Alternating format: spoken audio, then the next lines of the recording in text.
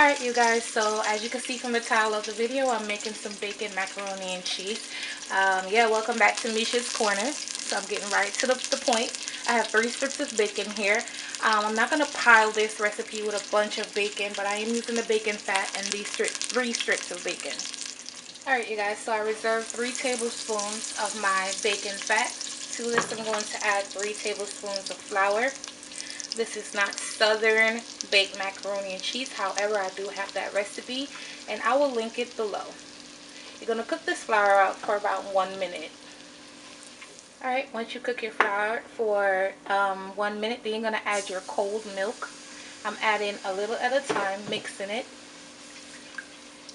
until everything is combined. I find it that when you add a little at a time, you have no lumps, and especially your milk needs to be cold. Yes, you can use a whisk in a metal pot, which is much easier and more effective, but this also works for me. You just have to keep stirring it. See, as you can see, it's already thickening at this point.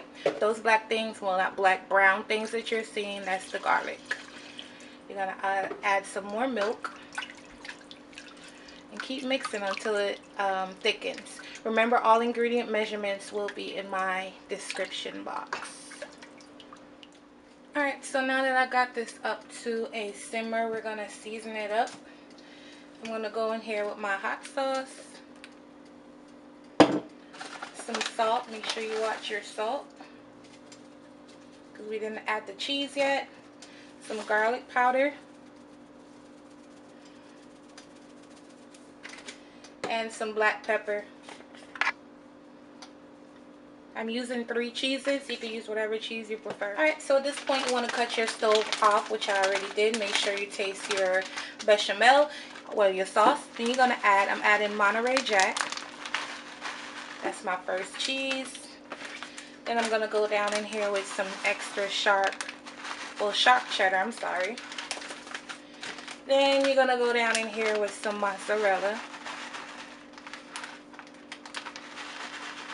And these are 8-ounce bags, and I'm basically using 75% of them down in here. The other 25% of each bag will be going on top of the macaroni and cheese. And you want to mix this in. Remember, your stove needs to be completely off while you mix your cheese in. It's getting nice and melty.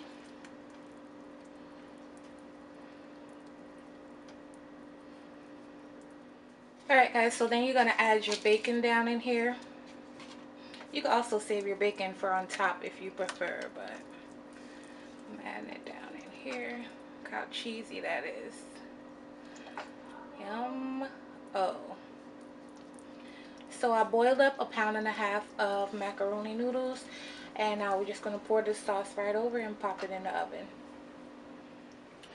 Alright you guys, so you're just going to take your cheese sauce.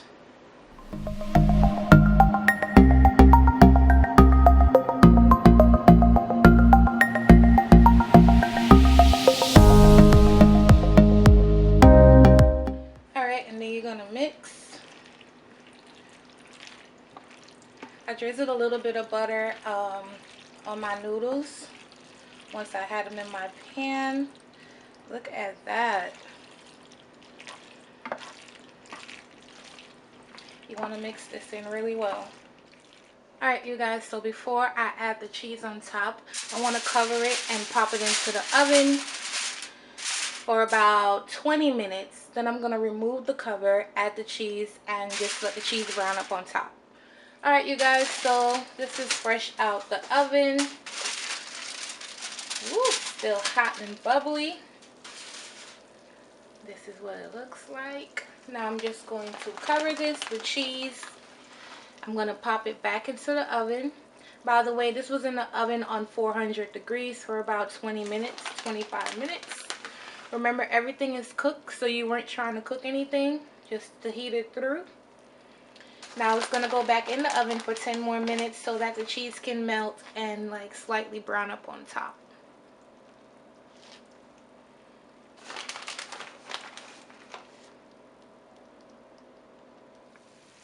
Alright you guys, so this is what the macaroni This is what the macaroni and cheese looks like. It's bubbling away. I just took it straight out the oven. Let me get my shot. This is how I get my little beauty shots for my social media. Alright, y'all, so I'm gonna put a little bit on this plate so you guys can see how good this looks, how cheesy it is. Alright, because I know y'all really want me to taste it, you know, so I'll try a little bit. Ooh, it's hot.